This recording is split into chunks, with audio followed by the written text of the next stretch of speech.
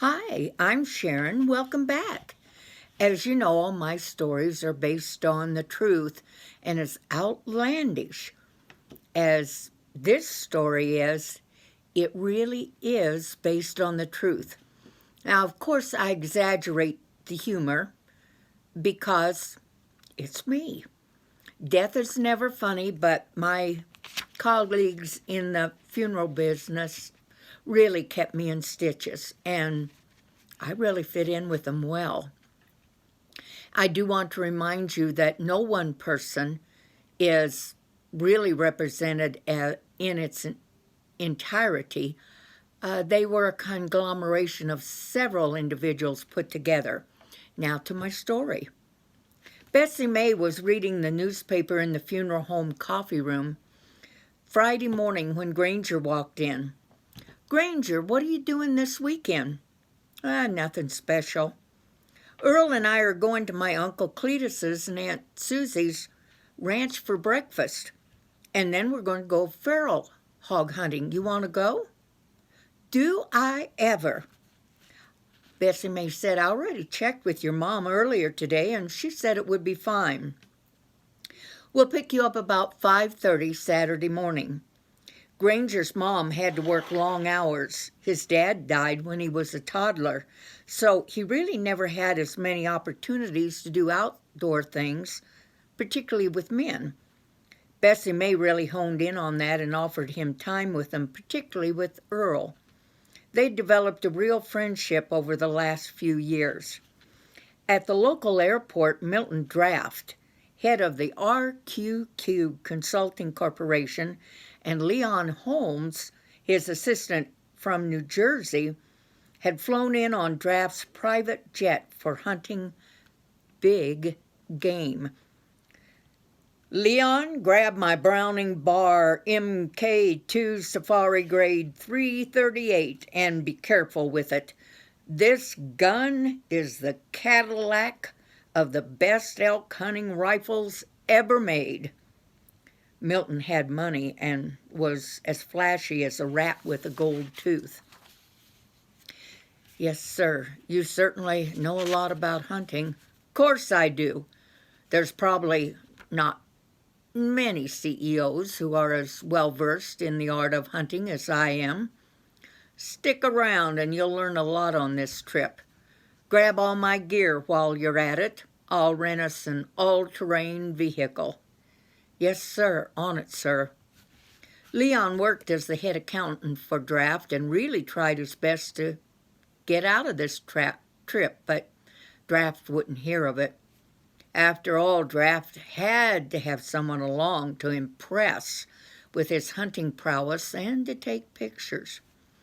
Truth be told, this was Milton Draft's first big game hunting trip ever, so it was better to have someone along with no experience. That way he couldn't observe any mistakes made. That night, before in the motel bed, while Leon was scrolling on his phone, Draft was Googling information about elk just to refresh his memory. He read, "West Texas has some of the best elk hunting in the country, and they can be hunted year-round. Elk usually weigh 800 to 1,000 pounds, and their hair has a reddish hue to it. They somewhat look like a mule." Well, isn't that interesting, he thought. He put his phone down as though he were recalling information from memory. "Do you know, Leon, that an elk's height and body shape is almost like that of a mule or a horse, and they shed their antlers during the year?" Details that would be important to impress Leon. "Well, Milt, I've never seen an elk. For that matter, I've never seen a mule, and the closest I've been to a horse is on a merry-go-round," Leon confessed. He was definitely a big city boy. The next morning at the same time, Bessie May and Earl were picking up Granger to go for breakfast. Draft and Holmes were up preparing for a day of big game hunting. Leon, we need to get breakfast first. You know I'm furnishing the jet, so we will each pay for our own meals and lodging. Of course, sir. If Leon were from the South, he would have described draft as tighter than a bull's butt in fly time, and he would have been accurate. By the time the Busslebees and Granger arrived at the ranch, Aunt Susie was pulling buttermilk biscuits out of the oven. Yum, yum, Aunt Susie. Those biscuits smell wonderful. You make the most tender biscuits this side of the Mississippi, Bessie May said. Uncle Cletus was already seated with his fork in his hand. Sit down, folks. Hickory smoked ham, red-eye gravy, cheesy grits, eggs, and brown sugar oatmeal pancakes were already on the table. Earl's lips were already smacking, and his belly was grumbling. This looks mighty fine, Aunt Susie. Uncle Cletus laughed. My gal never knows when to stop, and she is the best darn tootin' cook. Aunt Susie blushed. Granger asked for a refill of milk. Well, you can thank old Bessie for that, son. During breakfast, Aunt Susie said, Cletus, you really need to do something about poor old Izzy. He's nearly blind and can hardly move. Arthritis has set in so bad.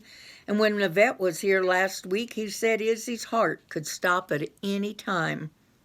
Who's in Izzy? Granger asked. Izzy's our pack mule. We've had him more than 30 years. He's a beautiful sorrel color. Granger said between bites, What's that? A light reddish yellow color. Don't rightly know how old he is. I used to go out and ride him as a little girl, Bessie May said.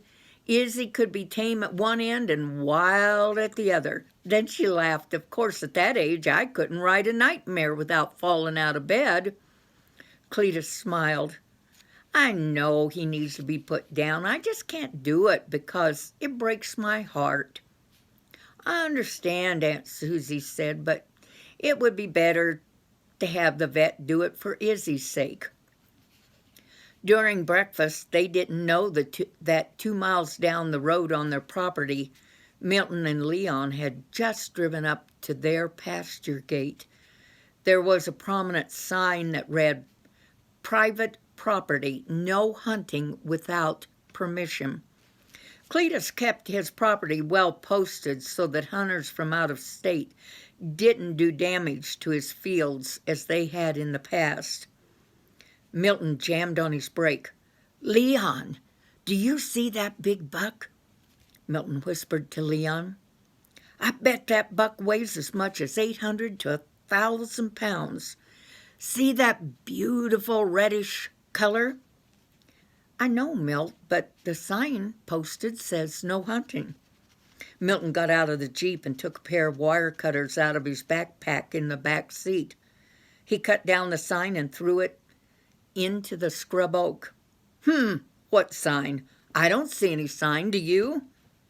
I don't know, Milt. We could get in real trouble. Oh, don't be such a panty waist. Do you see anyone around here? Leon shook his head. Besides, we'll be doing this rancher a favor. This elk is grazing on grass intended for his cattle. He should thank me. There's no antlers, Milt. I told you last night that elk shed them. He's going to make some mighty fine eating. Now shut up, because I'm going to have to creep up on him to get a clean shot. Stay here and watch. Honk the horn if you see anyone coming. Leon was glad to stay put. He didn't want to be a part of trespassing. If a farmer was to come out, he wanted to be on the right side of the fence. Milton silently closed the 6-bar gate behind him. He crept past the wooden fence posts and along a well-worn cow path, kicking up grasshoppers. The grass was ankle-deep, gently swaying in the warm summer breeze. Closer, closer. He held his breath. He waited for the elk to turn around, but he couldn't take a chance on it seeing him, so he decided to shoot it in the backside. He took aim. One bullet, it went down. Job done. The crack of the shot ricocheted across the field into the open kitchen window where Cletus and the family were eating. "We've got poachers. Come on." Earl, Granger, and Bessie May headed for the pickup. "Y'all go on," Susie said. "I'll wait here." She'd seen Cletus confront enough poachers. He could talk the hind leg off a donkey, and she had dishes to do. Cletus grabbed his shotgun off the wall, loaded it, and they piled in the pickup. He drove cattywampus across the field, kicking up a trail of dust behind him. Meanwhile, Milton raised his rifle in the air and motioned to Leon. "Bring the jeep. I got the elk with one shot." He was grinning like a baked possum. Leon wasn't happy about it, but Milton was his boss.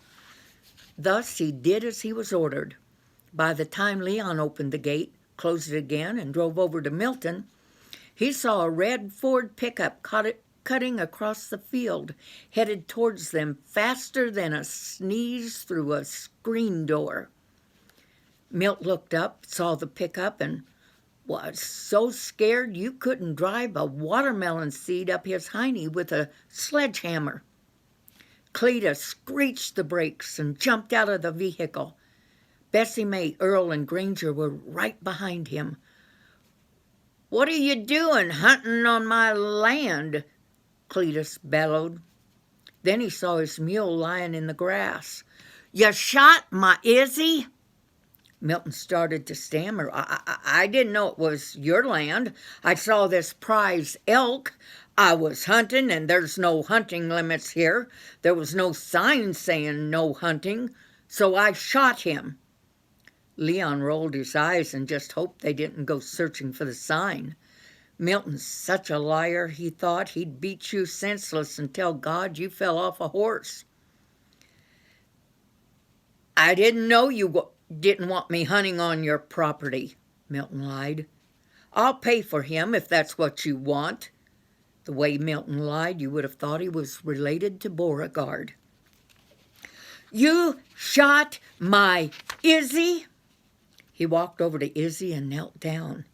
He checked him from stem to stern. Not one drop of blood. It was then he realized that Izzy didn't have any bullet holes in him. Poor old Izzy's heart stopped when he heard the crack of the rifle. It was inevitable. "You name your trophy elks Izzy's here?" Milton asked. "Who are you?" Cletus demanded.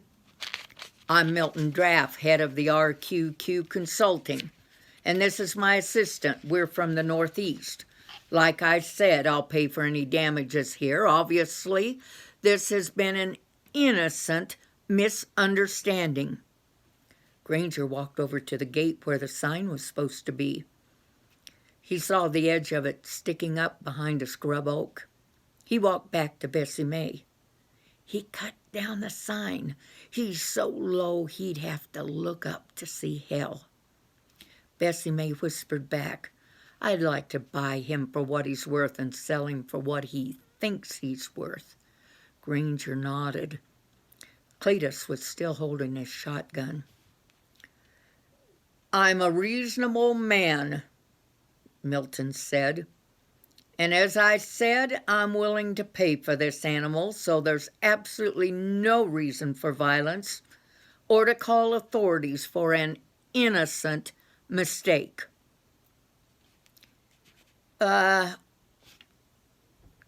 me a minute to talk to my friends." He motioned to Bessie May, Earl, and Granger to come over to him by Izzy.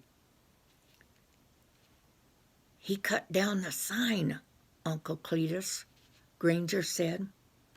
"I figured so," Cletus said. "This idiot thinks he shot a trophy elk. He missed Izzy. Izzy collapsed from heart failure." "Well, at least Izzy is out of his misery like Aunt Susie wanted," Bessie May said. "Yeah," Granger said, "but What that Yankee did on your property was wrong. He ought to have to pay for what he did to Izzy." "He will, son," Cletus bowed.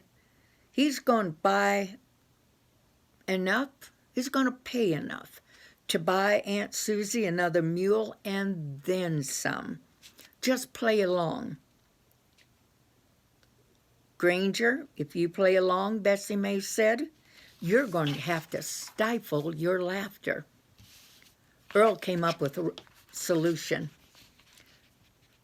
"Granger, if you can't keep a straight face, you hightail it to the back of the pickup, and I'll just say you're as windy as a sack full of backdoor sneezes after stuffing yourself with Aunt Susie's breakfast."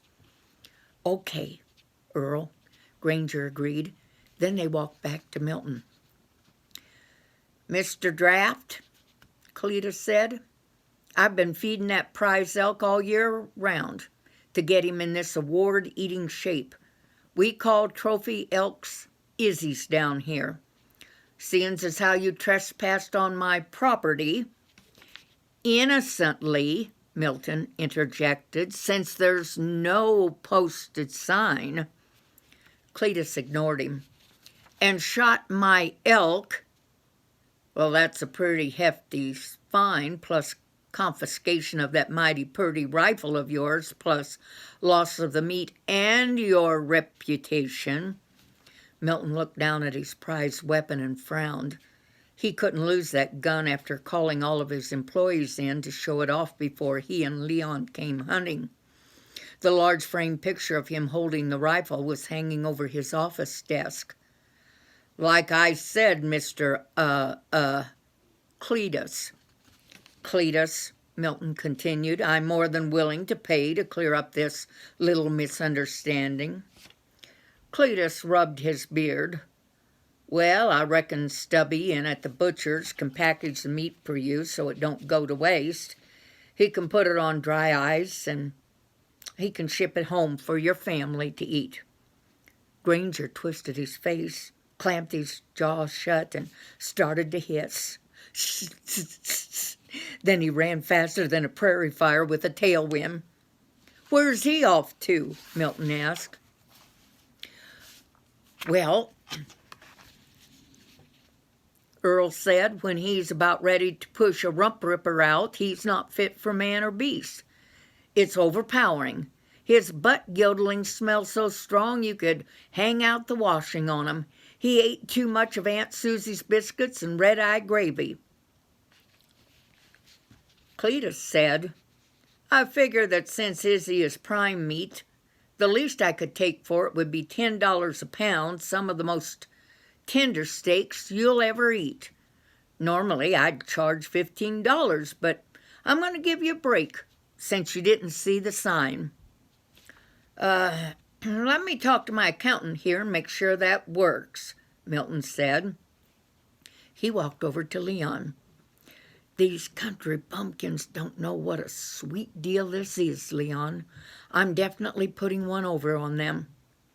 He walked back to the group. "I think that will work." "Well," Cletus said, "I have to put meat on my table since you shot my prize elk, and then there will be photos and the newspaper articles of you with the Izzy. You know, it's not every day that a hunter shoots an Izzy. You must have really crept up on him." Milton puffed out his chest. "Newspaper photos and articles? Did you hear that, Leon?" Leon nodded and silently prayed he wouldn't be anywhere in the photos. Granger walked back to join the group. He had obviously shed tears. "Those backfires must be painful to make you cry, boy," Milton commented. "You need to get some medicine for them." "Yes, sir," Granger replied. "Yep, this is an Izzy." Cletus called Earl to walk with him over to look over Izzy and left Bessie May in charge of Granger. He knelt down and rolled Izzy over and grabbed his chest dramatically. "Act amazed, Earl," he whispered. Then they walked back to Milton. I just looked over his body. Well, butter my butt and call me a biscuit. You made a RRS. Most folk round here would have thought that was just impossible. The RRS, Milton said.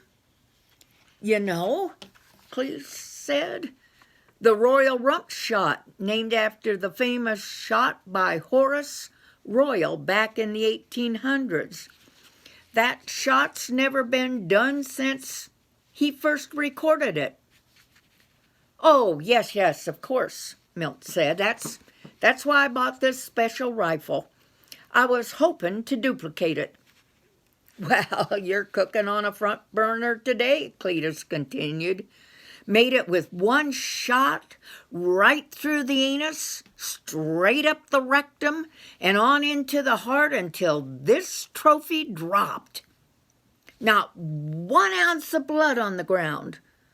Only one other man in history has made that shot, and now you. Granger grabbed his mouth and was off running again.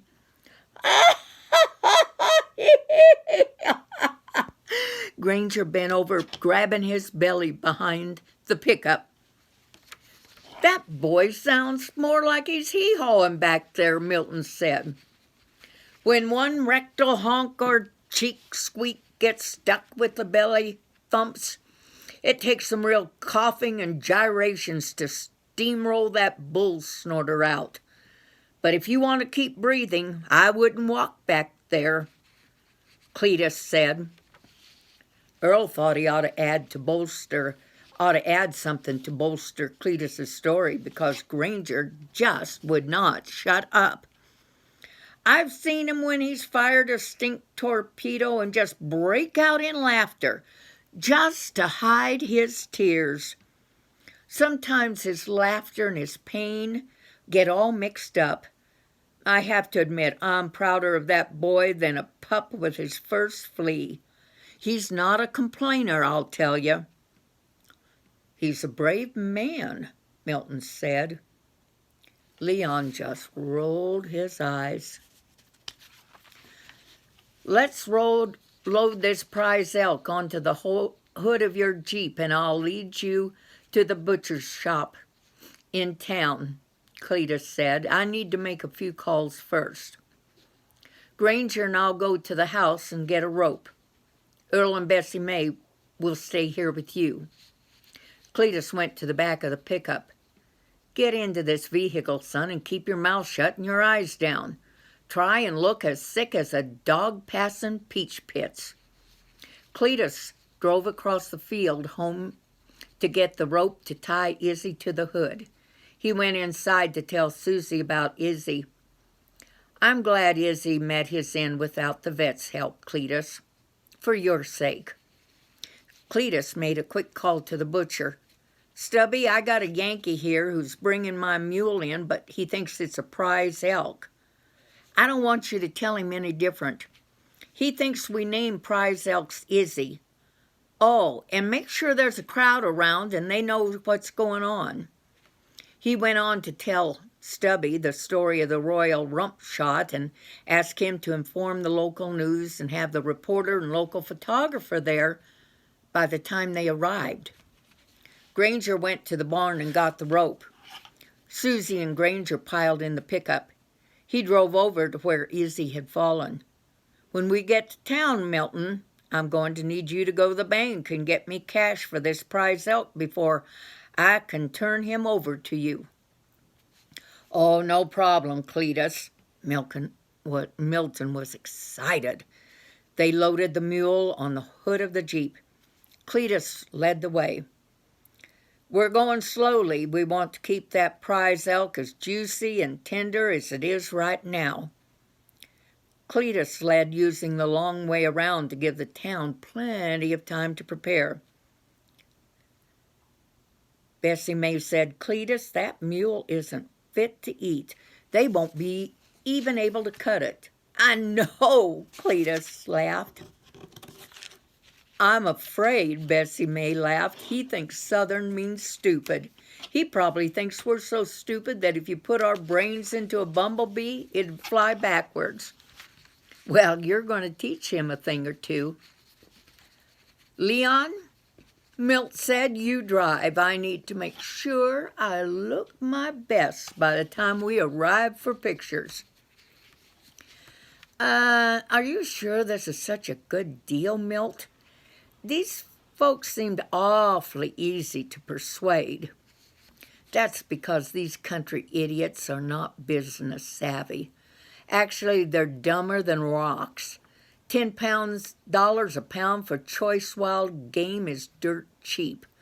Fine restaurants back home would pay double, even triple that to be able to serve to their customers. But that's not what I'm going to do with it. You're not going to serve it to your family? Oh, they'll get some, but not before I use the choicest cuts to gain some political advantage. First, I'm hand-delivering prime cuts to the state governor and the senators. Then I'm going to throw a barbecue where I invite all the bigwigs that will remember me for a long time. I do have political aspirations myself. By the time I'm through, my name will be rolling off the lips of the politically elite in cigar smoke-filled rooms for years to come. Leon rolled his eyes and just kept driving. When they arrived, Stuffy had arranged and coaxed a crowd in Main Street. He flagged down the Jeep. "Park your Jeep here, Milton." As Milton stepped out of the Jeep, the crowd applauded and chanted, "Milton, Milton, Milton." He beamed. He and Cletus, as agreed, walked over to the local bank. When they came out, Cletus tucked the envelope containing more than $8,000 cash safely in his pocket. The reporter from the local Star News approached Milton. "Can I get an interview and a picture for the paper?" Milton posed in front of the prize Izzy with his prize rifle and beamed.